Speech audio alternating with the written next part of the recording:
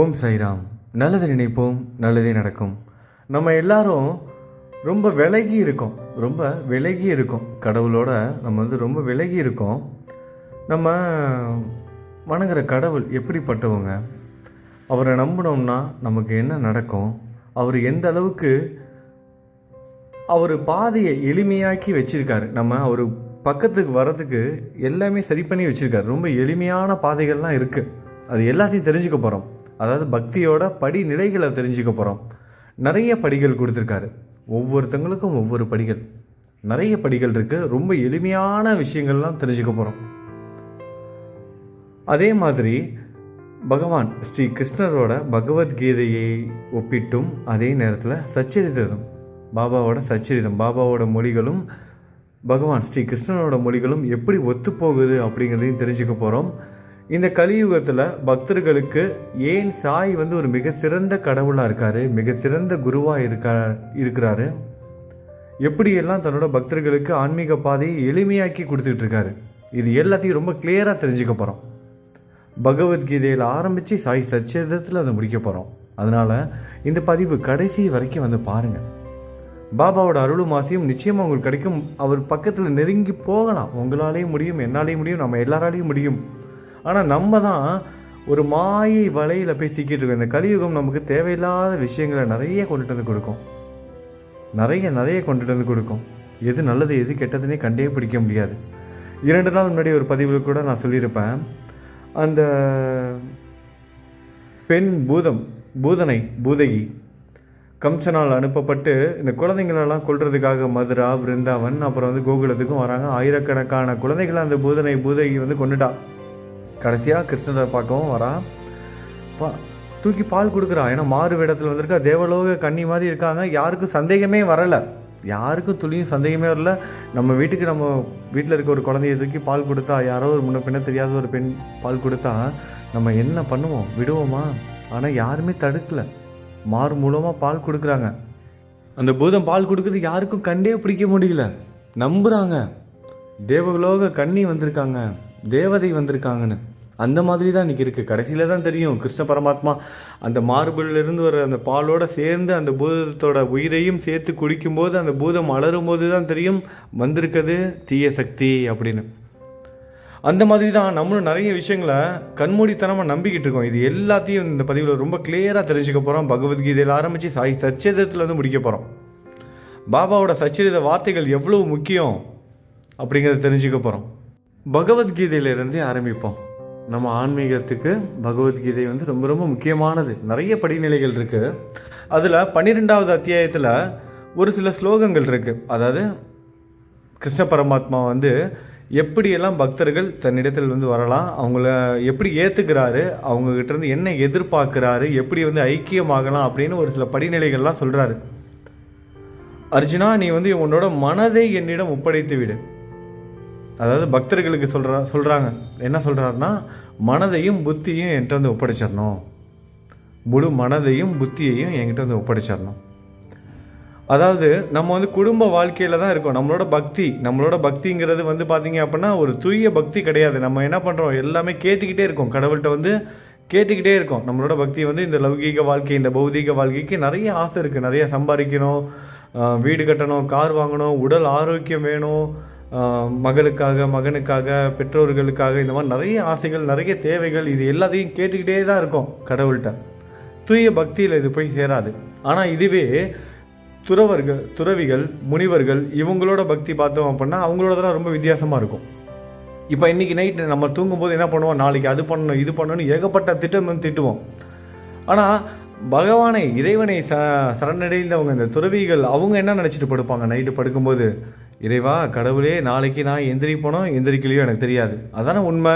நம்ம இன்றைக்கி நைட்டு படுக்கும்போது என்ன பண்ணுறோம், நாளைக்கு அது பண்ணணும், இது பண்ணணும், என்னென்னமோ நினைக்கிறோம். நாளைக்கு காலையில் எந்திரிப்போமா அப்படிங்கிறது யாருக்கும் தெரியாது, யாராலையும் சொல்ல முடியாது. ஆனால் அவங்க அந்த நிதர்சனமான உண்மையை புரிஞ்சுக்கிட்ட அந்த துறவிகளும் முனிவர்களும் பகவானை சரணடைந்த அந்த சன்னியாசிகள் என்ன பண்ணுறாங்க, இறைவா நாளைக்கு நான் இருப்பேனா இல்லையான்னு தெரியாது, உங்களுக்கு என்னால் சேவை செய்ய முடியுமா, உங்களை போற்றி துதிப்பாட முடியுமான்னு தெரியல, தயவு செஞ்சு என்னை ஏற்றுக்கோங்க அப்படின்னு தினமும் நைட்டு தூங்கும்போது அதை மனசில் நினச்சிட்டு தூங்குவாங்க. ஆனால் நம்ம ஏகப்பட்ட திட்டங்கள் திட்டுவோம். நாளைக்கு அது பண்ணணும், இது பண்ணணும், அந்த வேலை பண்ணணும், இந்த வேலை பண்ணணும், இது மாதிரி ஏகப்பட்ட வேலைகள் இருக்கும் நமக்கு. இது எல்லாத்தையும் தாண்டி தான் நம்ம பக்தியும் எடுத்துகிட்டு போயிட்டுருக்கோம். தவறு கிடையாது. லௌகீக வாழ்க்கை நம்ம பௌதிக வாழ்க்கையில் இதுவும் இருக்க தான் செய்யும். இப்படிப்பட்ட பௌதிக வாழ்க்கையில் இருந்து கொண்டே கடவுளுக்கு எப்படி நம்ம ஐக்கியமாவது, கடவுளோட போய் எப்படி சேர்வது, எப்படி ஒரு பக்தன் ஆவது, அதை தான் இதில் பார்க்க போகிறோம். உன்னுடைய மனதையும் உன்னுடைய புத்தியையும் என்கிட்ட கொடுத்துரு அப்படின்னு பகவான் கேட்குறாரு நம்மக்கிட்ட.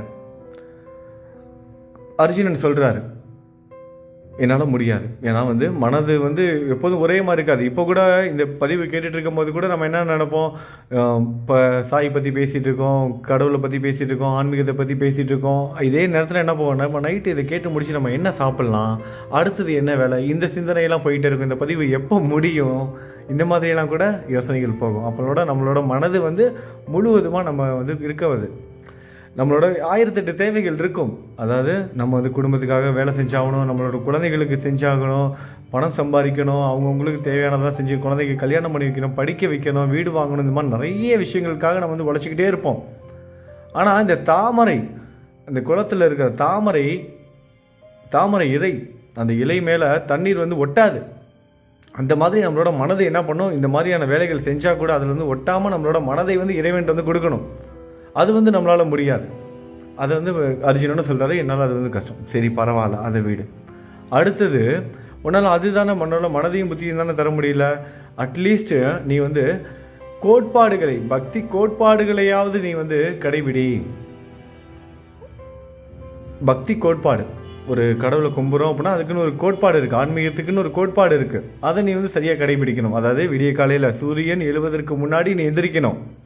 எந்திரிச்சோடனே இறைவனோட நாமத்தை, என்னோட நாமத்தை நீ ஜெபம் பண்ணு. அது முடியுமா அப்படின்னு கேட்குறாரு. முடியாது. ஒரு நாள் முடியும், அடுத்த நாள் முடியாது. ஒரு நாள் காலையில் பண்ணுவாங்க நாம ஜெபம், இன்னொரு நாள் ஈவினிங் பண்ணுவாங்க, இன்னொரு நாள் நைட்டில் பண்ணுவாங்க. நேரம் கிடைக்கும் போது மாற்றி மாற்றி பண்ணுவாங்க. குறிப்பிட்ட ஒரு நேரத்தில் பண்ண முடியாது. இன்றைக்கி வாழ்க்கையில் அதான் உண்மை. எல்லாருக்கும் எல்லா நாளும் தொடர்ந்து ஒரே மாதிரி இருக்குமான்னு தெரியாது. ஒரு பாத்திரத்தை தண்ணி எடுத்து அந்த தண்ணியை கொதிக்க வைக்கணும் அப்படின்னா ஒரு 2 நிமிஷம் வச்சுட்டு உடனே அதை இறக்கி வச்சுட்டு திரும்பவும் ஒரு 2 நிமிஷம் கழிச்சு திரும்பவும் வச்சோம் அப்படின்னா அந்த தண்ணி சூடாகுமா, எவ்வளோ நேரம் ஆகும் சூடாகிறதுக்கு. இப்படி இறக்கி வச்சு பண்ணிக்கிட்டே இருந்தோம்னா அப்போ நம்ம என்ன பண்ணிகிட்டு இருக்கோம், அதே மாதிரி தான் நம்மளும் அந்த ஒரே நேரமாக, அதாவது ஒரு தண்ணி கொதிக்கணும்னா அது குறிப்பிட்ட நேரம் என்ன பண்ணணும், அந்த அடுப்புலேயே அந்த பாத்திரம் இருக்கணும், தண்ணியோடு சேர்ந்து அந்த பாத்திரம் இருக்கணும். அதை 2 நிமிஷத்துக்கு முன்னாடி இறக்கி திரும்ப அடுப்பில் ஏற்றணும்னா அது தண்ணி சூடாகுமா, கொதிக்காது. அதே தான் நம்ம என்ன பண்ணிக்கிட்டு இருக்கோம். அதே தான் காலையில் ஒரு நாள் பண்ணுறோம், ஒரு நாள் ஈவினிங் பண்ணுறோம், ஒரு சில நாள் பண்ணவே முடியாமல் போகுது. நாம ஜெபங்கள், மற்ற வழிபாடு, சவண மெஜிரி படிக்கிறது, இந்த மாதிரியான விஷயங்கள் எல்லாம் நம்ம தினமும் பண்ண முடியல. சரி ஓகே, இதையும் நீ வீடு, இதுவும் பண்ண முடியலையா, பரவாயில்ல. பகவான் அதுக்கும் அடுத்ததாக இன்னொன்று கொடுக்குறாரு, இன்னொரு ஆப்ஷன். நீ சேவைகள் செய், எனக்கு சேவை செய் நீனு, அது போதும். உன்னால் புத்தியும் உன்னோட மனதையும் உன்னால் கொடுக்க முடியாது, பக்தி கோட்பாடுகளையும் உன்னால் சரியாக கடைபிடிக்க முடியாது, பரவாயில்ல, இது 2 முடியலனாலும் சேவையாவது செய்ய அப்படின்னு சொல்லி கேட்குறாரு. சேவைனா என்ன? கிறிஸ்துவ மதத்தில் இந்த பிரச்சாரத்துக்கெலாம் போவாங்க. நம்ம கேள்விப்பட்டிருப்போம். இந்த பிரச்சாரத்துக்கு போகிறத அவங்க ஒரு சொல்லால் குறிப்பிடுவாங்க.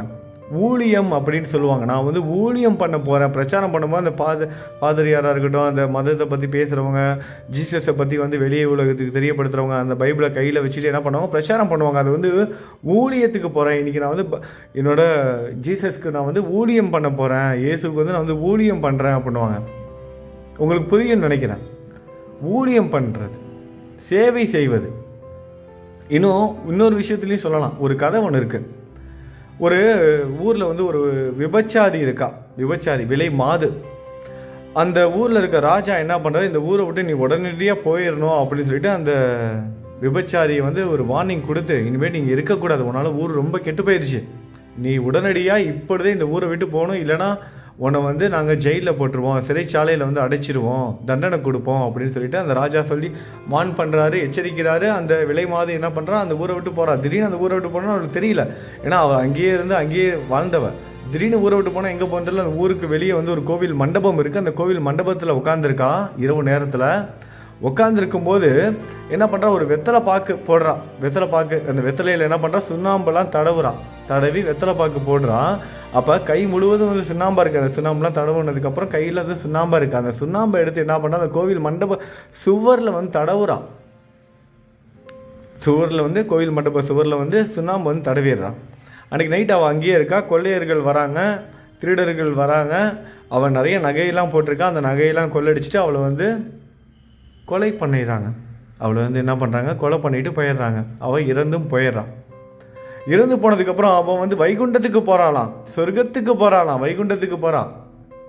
ஏன்னு கேட்டால் அவள் வந்து அவள் இறப்பதற்கு முன்னாடி அந்த மண்டப தூணில் வந்து சுண்ணாம்பு தடவுனால அது வந்து ஒரு சேவையாம். என்னன்னா, ஒரு சதுர அடிக்கு அந்த சுண்ணாம்பால் வந்து கலர் அடிச்சிருக்காளாம்.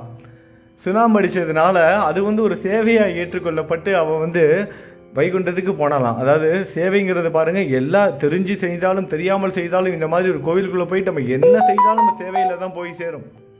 சின்ன சின்ன விஷயங்கள் மூலமாக அது சேவைக்கு வந்து போகும். சரி, இந்த சேவைகளுக்கும் செய்ய முடியாதா? அதாவது சேவைன்னா ஒன்றும் கிடையாது. ஒரு சச்சிவதம் புக்கை வாங்கி நீங்கள் வந்து கொடுக்கலாம் யாருக்காவது. பாபாவோட தவணமிச்சரி புக்கு வாங்கி கொடுக்கலாம். இது எல்லாமே இந்த சேவையில் தான் போய் சேரும். பாபா பற்றி சொல்கிறது, பேசுகிறது, அவர் கரெக்டாக அவர் என்ன சொல்லியிருக்காரோ அதை சொல்லணும். இந்த மாதிரி கேள்விகள் நிறைய இருக்குது. கேள்விகள் வந்து நிறைய கேட்கணும். இப்போ கேட்குறாங்க கடவுளை போய் சேருவது. இப்போ அர்ஜுனன் எவ்வளவு கேள்வியெல்லாம் கேட்டிருக்காரு பாருங்களேன். அந்த மாதிரி நம்ம வந்து இருக்கணும். நம்ம பாபா கிட்ட நம்ம அந்த மாதிரி கேள்விகள் கேட்கணும். கிருஷ்ண பரமாத்மா கிட்ட அர்ஜுனன் கேட்ட கேள்விகள், மனதை எப்படி கட்டுப்படுத்துவது, எப்படி என்னோட கோபத்தை கட்டுப்படுத்துவது, எப்படி என்னோட காமத்தை கட்டுப்படுத்துவது, எப்படி என்னோட பேராசையை கட்டுப்படுத்துவது, எப்படி என்னோட குரோதத்தை கட்டுப்படுத்துவது, எப்படி என்னோட மனசை நிம்மதியப்படுத்துவது, சாந்தப்படுத்துவது, இந்த மாதிரியான கேள்விகள் கேட்கணும். ஆனால் நம்ம மக்கள் என்ன கேள்வி கேட்டுட்டு இருக்காங்க? இப்போ விளக்குல 5 விளக்கு திரி, அதாவது 5 தீபம் ஏற்றணுமா, இல்லை 4 தீபம் ஏற்றினா போதுமா? கடவுள் என்ன வேலைக்கு ஆளாக எடுத்துட்டு, சாய் என்ன வேலைக்கு ஆளாக எடுத்துக்கிட்டு இருக்காரு? ஒரு தீபம் ஒரு தீபம் இல்லைன்னா என்ன, அவர் ஏற்றுக்காமையே போயிட போகிறார். 5 திரிகள் இல்லை, 4 திரியில் விளக்கு ஏற்றுறோம் அப்படின்னா அதை ஏற்றுக்காமையே போக போகிறாரு. அவர் என்ன வேலைக்கு ஆளாக எடுக்கிறாரு? நிறைய கேள்விகள் கேட்கணும். கேள்விகள் கேட்கறது கிடையாது, அதுதான் இங்கே பிரச்சனையே. நிறைய கேள்விகள், நல்ல கேள்விகள், அறிவு சார்ந்த கேள்விகள். பௌதிக வாழ்க்கையில், நம்மளோட மெட்டீரியல் லைஃப்பில், நம்மளோட அன்றாட வாழ்க்கையில் ஒரு பத்திரம், ஒரு 100 ரூபா பத்திரம் கொடுக்குறேன், அது வெற்று பத்திரமா இருக்குது, அதில் எதுவும் பிரிண்ட் பண்ணல, அதில் கையெழுத்து போட்டு கொடுங்கன்னு நான் உங்கள்கிட்ட சொன்னேன் அப்படின்னா நீங்கள் ஏன் என்னன்னு எத்தனை கேள்வி கேட்பீங்க? ஒன்றுமே இந்த பத்திரத்தில் பிரிண்ட் பண்ணாமல் இருக்குது, இந்த பத்திரத்தில் என்ன எதுக்கு கையெழுத்து போட சொல்கிறீங்கன்னு சொல்லிட்டு 1000 கேள்வி கேட்போம். இதே மாதிரி தான் நம்ம ஆன்மீகத்திலையும் இந்த மாதிரியான கேள்விகள் கேட்கணும். அறிவு சார்ந்த கேள்விகளாக வந்து கேட்கணும். அதை விட்டுட்டு இத்தனை விளக்கு ஏற்றலாமா, இந்த விளக்கு, இந்த தீபம் இந்த திசையில், மேற்கு திசையில் ஏற்றணுமா, கிழக்கு திசையிலையா, வடக்கு திசையிலையா, இந்த மாதிரியான கேள்விகள் கேட்காம நம்ம அர்ஜுனன் கேட்குறாரு பாருங்க கேள்வி. அதான் சொன்ன ஆரம்பத்திலேயே, அந்த மாதிரியான அறிவு சார்ந்த கேள்விகளை வந்து கேட்கணும். ஏன்னா அற்புதமான ஒரு குரு. நீங்கள் கேட்ட கேள்விக்கு ஏதாவது ரூபத்தில் வந்து பதில் சொல்லிக்கிட்டே இருக்கார்ல, அவரை எப்படி பயன்படுத்தணும், அவரை எப்படி பயன்படுத்தி நம்மளோட மனசை கட்டுப்படுத்தணும். மனதை கட்டுப்படுத்துபவன் தான் ஆன்மீகத்தில் வந்து அடுத்த நிலைக்கு வந்து போக முடியும். நம்மளோட மனதை எப்படி கட்டுப்படுத்துறது, இந்த மாதிரி நிறைய விஷயங்கள் நம்ம வந்து கேட்கலாம். அவர் ஏதாவது ரூபத்தில் வந்து நமக்கு வந்து பதில் சொல்லிக்கிட்டே இருக்கார். அற்புதமான ஒரு குரு, நம்ம தான் பயன்படுத்திக்கிறது இல்லை. அழகாக கனெக்ட் ஆகும் பாருங்க. இந்த பகவத்கீதையில் இருக்கிறது அப்படியே சாய் சச்சரித்திரத்தோடு வந்து கனெக்ட் ஆகுது. முழுவதும் அது கேளுங்க. இப்போ பகவான் வந்து அடுத்தது வந்து சொல்கிறாரு, முதல்ல என்ன சொல்கிறாரு, உங்களோட மனதையும் புத்தியும் வந்து கொடுத்துருங்க. சரி, அது முடியாதா, பரவாயில்ல. பக்தி கோட்பாடுகள், தினமும் காலையில் ஏதாவது ஒரு டைம் விடிய காலையில் எந்திரிச்சு, அதாவது சூரியன் உதிக்கிறதுக்கு முன்னாடி எந்திரிச்சு இறைவனோட நாமத்தை ஜெபம் பண்ணுறது, தவணமஞ்சரி படிக்கிறது, இந்த மாதிரியான விஷயங்கள்லாம் செய்யுங்க. சரி, அதுவும் சரியாக உங்களால் ஒரே நேரத்தில் செய்ய முடியாதா, பரவாயில்ல, விட்டுருங்க. அடுத்ததாக ஏதாவது சேவை செய்யுங்க. சரி, சேவையும் செய்ய முடியாதா, பரவாயில்ல. அதுக்காக இப்படி எல்லாத்தையும் பரவாயில்லன்னு சொல்லிக்கிட்டே இருக்காங்க அப்படின்னா இப்போ இதெல்லாம் விட்டுடலாமான்னு சொல்லிட்டு இதை சரியாக வந்து பயன்படுத்தி செஞ்சுக்கிட்டு இருக்காங்க பாருங்கள். அவங்க நீங்கள் என்ன அதாவது ஒரு வேளை நீங்கள் கேட்டுட்டு இருக்கீங்க, இதெல்லாம் நீங்கள் செஞ்சுக்கிட்டு இருக்கீங்க அப்படின்னா ஓகே, கடவுளே இதெல்லாம் பரவாயில்லன்னு சொல்லியிருக்காருன்னு சொல்லிட்டு விட்டுறாதீங்க. அதாவது ஒவ்வொரு படியாக மேலே தான் ஏறி போகணுமே தவிர பரவாயில்லைங்கன்னு சொல்லிட்டு நம்மளாம் கீழே இறங்கி வந்துடக்கூடாது. ஏன்னா இதுதான் இன்றைக்கி நிறைய விஷயங்கள் நடந்துகிட்டு இருக்குது சாய் பெயரால். சாய்க்கு வந்து அது கிடையாது, இது கிடையாது, எதுவும் கிடையாது அப்படின்னு சொல்லிட்டு என்ன பண்ணுறாங்க, பக்தர்கள் அவங்களோட பக்தி கோட்பாடுகள் வந்து கீழே இறக்கப்படுறாங்க. கண்மூடித்தனமாக சாய் பெயரால் எதை சொன்னாலும் நம்பிடுறது. ஆனால் கடைசி வரைக்கும் சாய் சரிச்சரிதம் படிக்கிறது ஒரு மேஜிக் புக் மாதிரி. அதை 7 நாளில் படித்தா நடந்துடும். அது மட்டும்தான், அதுக்காக மட்டும்தான் அது வந்து நீங்கள் வந்து பயன்பட்டுக்கிட்டு இருக்க தவிர அதில் இருக்க வார்த்தைகளில் இருக்கிற அர்த்தத்தையும் அதில் உள்ள சக்தியையும் யாரும் வந்து புரிஞ்சுக்கிறது கிடையாது. அது எவ்வளவு எளிமையாக நம்ம வந்து சாய்கிட்ட வந்து கொண்டுட்டு போய் சேர்க்கறதுக்கான ஒரு அருமையான ஒரு கருவி. அதை யாரும் வந்து பயன்படுத்துறது கிடையாது, யாரும் புரிஞ்சுக்கிறதும் கிடையாது. அதை படித்தா பிரார்த்தனை நிறைவேறும், அதுக்காக மட்டும்தான் அது. அப்படிங்கிற மாதிரி இன்றைக்கி வந்து ஒரு முத்திரை வந்து குத்தப்பட்டுக்கிட்டு இருக்கு. நம்மளும் நம்மளோட தேவைகளுக்காக எதை தின்னா பித்தம் தெளியும் அப்படிங்கிற ஸ்டேஜில் வந்துருக்கும். நம்மளோட வாழ்க்கையில் இருக்க அவ்வளோ கஷ்டங்களுக்கும் நம்ம என்ன பண்ணுறோம், காதில் கேட்குறது எல்லாத்தையும் மனசில் ஏற்றுக்கிட்டு இதான் உண்மை நம்பிக்கிட்டு இருக்கோம். உண்மையை புரிஞ்சுக்கணும். இறைவனோட பக்தர்கள், சாயோட சீடர்கள் ரொம்ப அருமையான குரு கலியுகத்துக்கு. அருமையாக மேட்ச் ஆகுது பாருங்களேன். அப்படியே வாங்க அடுத்ததுக்கு போவோம். சரி, மனதையும் தர முடியாது, புத்தியையும் தர முடியாது, இறை கோட்பாடையும் வந்து பக்தி கோட்பாடுகளையும் கடைபிடிக்க முடியாது, அடுத்ததாக சேவையும் செய்ய முடியாது, அடுத்ததாக எதையாவது தியாகமாவது செய், எனக்காக நீ ஏதாவது தியாகம் செய். நம்ம ஏதாவது தியாகம், நம்ம தான் விரதம் இருக்கிறோமே, ஒவ்வொரு அதாவது ஏகாதசி விரதம், பிரதோஷ விரதம், சாய்க்கு வந்து வியாழக்கிழமை விரதம், இந்த மாதிரியான விரதங்கள்லாம் இருக்கும். அது கூட வந்து தியாகத்தில் தான் போய் சேரும். இன்னும் நம்ம திருப்பதிக்கெலாம் போவோம். திருப்பதிக்கு போயிட்டு பார்த்தா முடி காணிக்கை வந்து கொடுப்போம், முடியை வந்து தியாகம் பண்ணுவோம். இந்த முடி தியாகம், அதாவது இந்த போகிறவங்க எல்லோரும் மொட்டை அடிச்சிருப்பாங்க. 90% திருப்பதிக்கு போகிறவங்க முடிக்கு வந்து காணிக்கை வந்து கொடுத்துட்டு வருவாங்க. முடி வந்து சரி, ஒரு வாட்டி முடியை வந்து மொட்டை அடிச்சிட்டோம், முடியை வந்து காணிக்கை கொடுத்துட்டோம் அப்படின்னா முடி திரும்பவும் முளைக்காது, திரும்பவும் வளராது அப்படின்னா யாராவது ஒருத்தங்க முடி காணிக்கையே கொடுப்பாங்களா? கொடுக்க மாட்டாங்க. உங்கள் வீட்டில் இப்போ உங்கள் வீட்டில் யாருக்கோ இல்லை உங்களுக்கு ஒரு பிறந்த நாள் வருது, உங்கள் வீட்டுக்கு நான் என்ன பண்ணுறேன், ஒரு பாக்ஸில் தலை முடியெல்லாம் போட்டு கொண்டு வந்து கிஃப்டாக வந்து கொடுக்குறேன். அதை நீங்கள் ஏற்றுக்குவீங்களா? என்ன பண்ணுவீங்க? அடித்து விரட்ட மாட்டீங்க என்ன வீட்டை. ஆனால் பகவான் அதையும் ஏற்றுக்கிறாரு பாருங்களேன், அதையும் கருணையோடு ஏற்றுக்கிறாரு, அந்த முடியை கூட ஏற்றுக்கிறாரு. நமக்கு தெரியும் அந்த காணிக்கை கொடுக்குற முடி வீட்டுக்கு வரத்துக்குள்ளே கொஞ்சம் முளைக்க ஆரம்பிச்சிடும். வந்து ஒரு வாரம் 10 நாளில் சரசரசனம் வளர்க்க ஆரம்பிச்சு ஒரு மாதத்தில் நம்ம இயல்பு நிலைக்கு திரும்பிடுவோம் பழைய முடிக்கு. பகவான் அதை கூட அந்த முடியை கூட கருணையோடு வந்து ஏற்றுக்கிறார். இந்த மாதிரி விஷயத்தை வந்து தியாகம் செய்வது. சரி, இந்த மாதிரி தியாகமும் செய்ய முடியாதா? பரவாயில்ல. இப்போ 4 விஷயம் வந்து 4 படிநிலைகள் சொல்லியிருக்காங்க. முதல் படிநிலை மனதையும் புத்தியையும். வீட்டில் நம்ம என்ன வேணால் வேலை செஞ்சிட்ருக்கலாம், குடும்பத்துக்காக வேலை செய்யலாம், அது இதுன்னு என்ன பண்ணாலும் சரி, குழந்தைகளுக்காக வாழ்க்கை, மனைவிக்காக நிறைய இருக்குது. இந்த குடும்ப வாழ்க்கையில் நிறைய விஷயங்கள். பகவான் ஒருத்தர் தான் 24 மணி நேரமும் நம்மளை பற்றியே சிந்திச்சுக்கிட்டு இருக்கவர். எப்பொழுதும் நம்மளோட நலனுக்காகவே அவர் வந்து ஆராய்ந்து கொண்டிருக்கிறார். எப்பொழுது என்னத்தை கொண்டு சேர்க்கலாம், எது மூலமாக கொண்டு சேர்க்கலாம், இவனோட கர்ம வினையை எப்படி சேர்க்கலான்னு அவரோட பக்தர்கள், சாயோட பக்தர்கள் ஒவ்வொருத்தருக்கும் ஏதாவது ஒரு வகையில் உழைச்சிக்கிட்டே இருக்காரு. ஆங்கிலத்தில் அருமையாக சொல்லுவாங்க, இங்கிலீஷில் ஐ ஃபெல் இன் லவ், நான் அன்பில் விழுந்தேன். அதற்கு அர்த்தம் வந்து நான் அன்பில் விழுந்தேன். திருமணமான புதுசில் கணவரை வந்து சொல்லுவாங்க மனைவி, என்னோட கணவர் வந்து ஜென்டில் மேன் அப்படின்வாங்க. 6 மாதம் கழித்து என்னோட கணவர் சரியான ஒரு டாபர் மேன், எப்போ பார்த்தாலும் குறைச்சிக்கிட்டே இருக்காரு, குறைச்சிக்கிட்டே இருக்காரு, கோவப்பட்டுக்கிட்டே இருக்காரு, சரியான ஒரு டாபர் மேனுங்க அவர். அதாவது பாருங்கள், கல்யாணம் ஆன புதுசில் தன்னோட ஒரு மனைவி என்ன பண்ணுறாங்க, அவங்களோட கணவனை வந்து ஜென்டில் மேன்னு சொல்லுவாங்க. ஆனால் அதே கணவரை 6 மாதம் கழித்து டாபர் மேன், நாய் மாதிரி குலைச்சிக்கிட்டே இருக்காருங்க எப்போ பார்த்தாலும். ஐ ஃபெல் இன் லவ், நான் அன்பில் விழுந்து விட்டேன். யார் மேலே நம்ம அன்பு வைத்தாலும் அந்த அன்பினால் நம்ம என்ன பண்ணுவோம், கீழே தான் விழுவோம். ஆனால் இறைவனை நேசித்தால், இறைவனிடம் அன்பு செலுத்தினால் மட்டுமே நம்ம வந்து உயர முடியும். இறைவனிடம் நம்ம பக்தி, இறைவனோட அன்பு, இறைவனை நேசித்தால் மட்டுமே நம்ம வந்து உயர முடியும். வேற எதை நேசித்தாலும், எதன் மீது அன்பை செலுத்தினாலும் ஐ ஃபெல் இன் லவ், நம்ம கீழே தான் விழுவோம். இப்போ கடைசியாக ஒரு ஆப்ஷன் கொடுக்குறாரு, அதாவது மனதையும் புத்தியையும் எனக்கு முடியாது. அடுத்தது பக்தி கோட்பாடுகளை பின்பற்ற முடியாது. அடுத்தது 3வது சேவை செய் முடியாது.